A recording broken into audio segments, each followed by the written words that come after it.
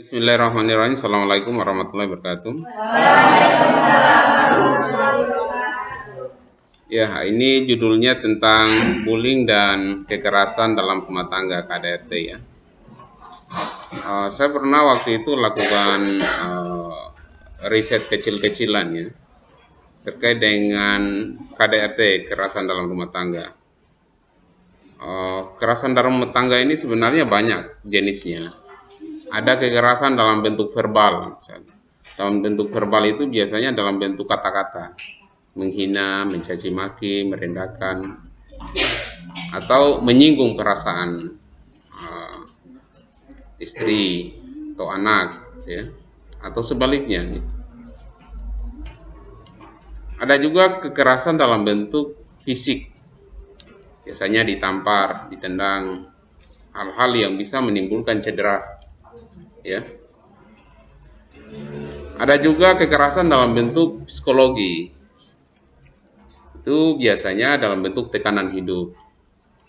Seorang istri diberikan beban yang sangat berat sekali, merawat anak, kemudian dia tidak bisa mencari nafkah, hanya ketergantungan kepada suami. Bisa kalau misalnya suaminya pendapatannya banyak. Tapi kalau misalnya suaminya pas-pasan pendapatan, mau tidak mau harus kerjasama dalam membangun rumah tangga. Ya. Oleh karena itu sebenarnya dalam rumah tangga itu yang paling penting adalah saling pengertian satu sama lain. Ya. Jadi 3 kekerasan itu kadangkala bahkan sering terjadi dalam rumah tangga. Ya. Kadangkala istri memojokkan suami, bilang dasar laki-laki tidak punya pendapatan. Nah, gitu ya. Suaminya juga balas juga gitu. Dasar istri tidak punya rasa syukur gitu. Jadi kata dasar itu menjadi sesuatu yang tidak mengenakan di hati. Ya. Oleh karena itu sebenarnya dalam rumah tangga itu yang dimana KDRT itu yang selalu menjadi korban adalah wanita dan anak-anak. Ya. Tuh. Jadi kesetaraan gender itu sebenarnya berawal dari banyaknya korban yang dialami oleh perempuan. Adanya dominasi yang terlalu kuat laki-laki karena menganggap laki-laki itu melebihi dari wanita. Dia punya kekuasaan, dia punya kekuatan, bahkan dalam segi budaya dan agama mereka dipandang sebagai sesuatu yang terhormat dibanding dengan perempuan. Sehingga perempuan itu selalu dalam sejarah perkembangan peradaban manusia itu di stigma dan dijadikan stereotip. Stereotip itu dijadikan nomor 2.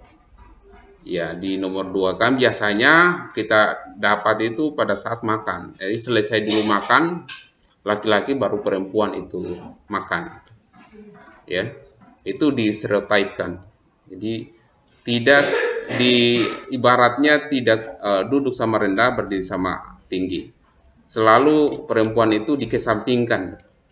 Nah, hal yang seperti ini sebenarnya tidak boleh, ya, dalam agama. Tidak boleh mengesampingkan perempuan. Perempuan punya peran yang sangat besar sekali dalam rumah tangga. Membina anak-anak yang punya akhlak yang baik itu salah satunya dari tangan seorang istri yang kuat, yang sabar kan. Jadi dalam rumah tangga sebenarnya yang paling kita kedepankan adalah pertama adalah saling pengertian. Ya, saling pengertian satu sama lain. Yang kedua adalah saling memberi. Hal-hal yang misalnya saling memberi hadiah nih, ya. Itu hal-hal kecil itu. Atau saling memuji satu sama lain. Saling memuji kelebihan, saling memuji karena kerja kerasnya, ya. Istri juga dipuji gitu. Karena istri itu butuh pujian sebenarnya. Laki-laki juga butuh pujian. Pada dasarnya kita menyukai hal-hal yang menyenangkan hati. Ya, makanya dalam ajaran Buton ini kan binci-binci kuli kan, ya. Oleh karena itu jangan kita mencubit kulit orang lain kalau kita rasa mencubit kulit diri kita sendiri ini rasanya sakit. gitu.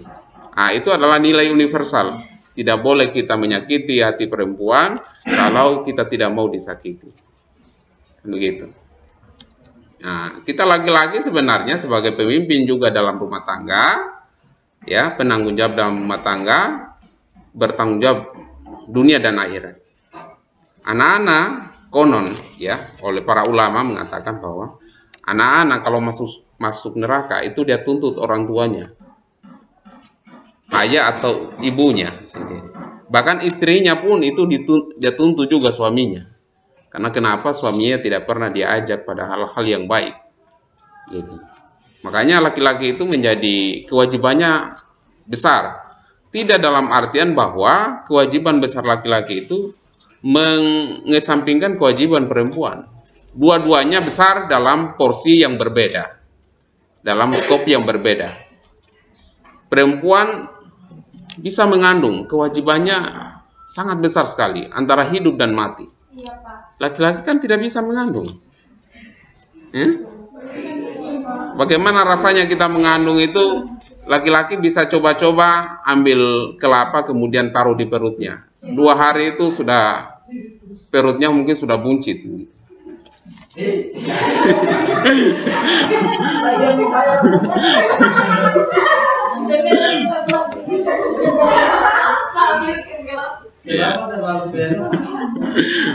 Itu berat sekali. Perempuan itu berat, ya. Perempuan itu berat dalam hal mengandung, memelihara sampai membesarkan anak.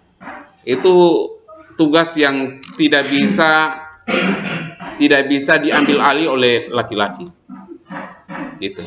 Bahkan dalam agama itu, dalam Al-Qur'an itu tidak ada surat Ar-Rijal, kaum laki-laki. Yang ada itu An-Nisa. An-Nisa itu artinya bahwa agama itu menspesialkan perempuan. Ya. Surga ada di telapak kaki ibu. Spesial, perempuan itu sangat spesial. Makanya datangnya salah satunya agama Islam adalah memuliakan kaum perempuan. Makanya tidak boleh direndahkan, tidak boleh disakiti. Tetapi kadangkala namanya manusia ya teman-teman. Kadangkala itu hal-hal yang manusiawi, kadangkala keselo bicara, kadangkala salah yang tidak disengaja, atau mungkin kadangkala timbul malasnya sebagai manusia gitu. Maka ingatkanlah dengan baik-baik gitu ya, nasihati. Bahwa agama itu adalah nasihat. Ya. Siapa yang mau menjalankan agama, nasihatilah dengan baik-baik. Karena kalau kita menghina, itu beda lagi konteksnya. Mengingatkan dengan cara yang tidak baik itu adalah tidak dibenarkan juga. Gitu. Kemudian kembali ke masalah bullying tadi. Ya, bullying ini sebenarnya selalu terjadi pada anak-anak. Ya, korbannya anak-anak. Pelakunya itu menganggap dirinya lebih hebat daripada orang lain. Bahkan korban yang selalu menjadi korban itu adalah orang-orang yang lemah, anak-anak yang lemah. Lemah dari segi fisik, lemah dari segi intelektual, lemah dari segi ekonomi, lemah dari segi psikologi. Kadang-kala orang yang takut-takut itu selalu menjadi sasaran bullying. Kita dalam berteman itu pertama adalah cari-carilah teman yang baik. Ya, dalam agama dikatakan bahwa apabila kita berteman dengan tukang besi, mungkin besinya kita tidak dapatkan, tetapi bau besinya mungkin kita akan dapatkan. Sebaliknya kalau kita berteman dengan tukang parfum, mungkin parfumnya kita tidak dapatkan, tapi bau parfumnya kita dapatkan. Artinya kalau kita berteman dengan orang baik, mungkin kebaikannya kita tidak dapatkan secara keseluruhan, tapi minimal tidak mungkin 50% atau 60% kebaikan yang ada pada dirinya ada juga pada diri kita sendiri. Maka pilih memilih ya teman-teman yang baik itu penting sekali dalam kita bergaul. Ya. Pada saat kita bergaul dengan orang-orang yang baik, orang-orang yang menjaga bicaranya, maka kita pun yang kadangkala tidak menjaga bicara itu kita belajar sama orang yang belajar beretika. Kita belajar sama orang yang baik. Kadangkala nih, misalnya kita ini belum baik nih, teman kita baik sekali. Secara tidak langsung sebenarnya kita belajar sama dia untuk menjadi orang yang lebih baik. Meskipun kita tidak katakan di depan dia, tetapi sembunyi-sembunyi kita ingin meniru perilaku baik dia, gitu. Kan gitu ya, gitu. Maka menghindari bullying itu adalah salah satunya adalah menjaga kata-kata. Ya, menjaga kata-kata itu sangat penting, menjaga lidah kita sendiri. Penting sekali. Makanya berpikir sebelum berucap itu sangat penting. Ya, berpikir sebelum berucap. Ada satu kisah mungkin sebelum saya tutup ya, di mana ada seorang lelaki yang kerjanya tukang marah ya. Dia sering marah sama istrinya. Ya. Tetapi dia mau ingin berubah. Dia tidak mau ingin menjadi seorang pemarah. Meskipun dia selalu dihantui atau selalu dilanda dengan rasa marah itu dengan istrinya.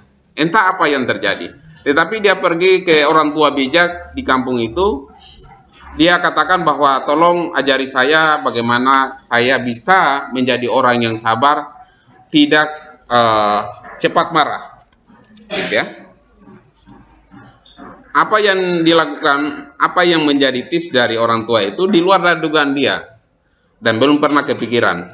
Dia katakan orang tua itu bahwa sebelum engkau marah, melangkah 7 kali ke depan dan melangkah 7 kali di belakang. Jadi 7 kali di depan, kemudian 7 kali di belakang.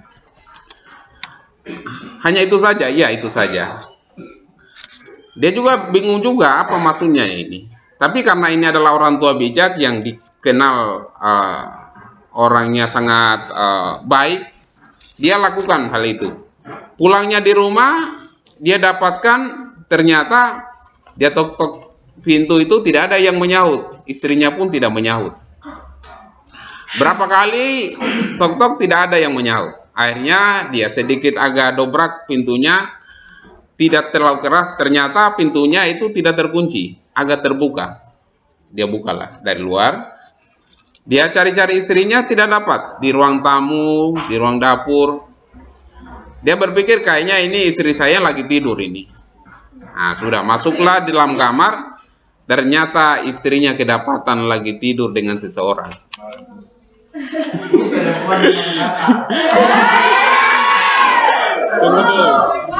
Tunggu dulu.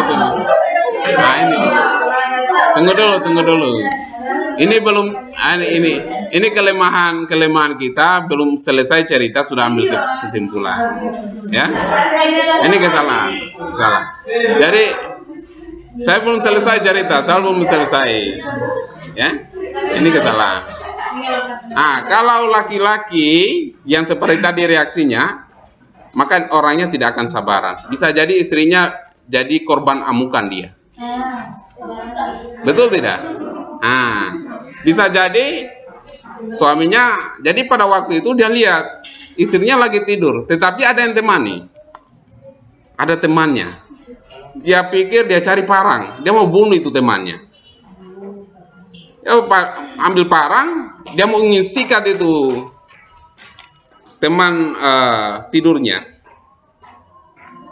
Ternyata sebelum dia mengeksekusi itu, dia teringat dengan apa yang dikatakan oleh orang tua itu sendiri. Bahwa sebelum engkau marah, maka melangkahlah ke depan 7 kali dan melangkahlah ke belakang 7 kali. Karena dia ingat dengan nasihat orang tua itu, dia pun melakukannya. 7 kali dia melangkah dengan suara tapak kakinya 7 kali sampai ke belakang juga 7 kali dan didengarkan oleh istrinya. Istrinya terbangun dengan sangat mendadak sekali karena dia kira itu adalah pencuri. Terbangunlah dia, gitu. Suaminya ini sudah sedang ambil parang ada di tangan sendiri gitu. Ya. Ternyata setelah terbangun dia lihat ternyata suaminya sendiri. Dan dia bangunkan orang yang ada di sampingnya ternyata adalah mamanya sendiri. Ya. Kenapa? Tunggu sebentar. Ya. Sebentar. Ternyata ceritanya begini. Ceritanya itu istrinya Suaminya ini sudah beberapa hari tidak pulang. Dan dia selalu tidur sendiri. Akhirnya karena takut dengan berapa malam dia tidur sendiri, panggillah orang tuanya, mamanya sendiri. Dan kejadiannya seperti itu. Ternyata dia tidur sama mamanya. Kalau tidak, kalau dia tidak tahan emosi, kalau dia tidak sabar, mungkin ada yang korban. Oleh karena itu, jangan ambil keputusan dengan cepat tanpa memikirkan dengan matang-matang, ya. Dengar baik-baik ya. Sabar. Gitu.